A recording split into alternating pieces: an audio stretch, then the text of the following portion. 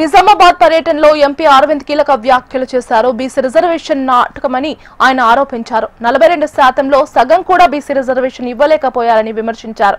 విద్యార్థుల చదువులకు fee reimbursement ఇవ్వని వారు రిజర్వేషన్ ఇస్తారా అని ఎద్దేవా చేశారు. అమలు కాని హామీలు ఇచ్చి కాంగ్రెస్ అధికారంలోకి వచ్చిందని అన్నారు ఎంపీ అరవింద్. అన్నప్పుడు నేను ఏమన్నా, పిల్లగాళ్ళకి చదువు చెప్పనోళ్ళు బీఆర్ఎస్ వాడు కానీ కాంగ్రెస్ వాడు కానీ పిల్లగాళ్ళకి ఫీ రీఎంబర్స్మెంట్లు బీసీలకు ఇయ్యనోడు చదువు చెప్పినోడు సర్పంచం చేస్తాడానే.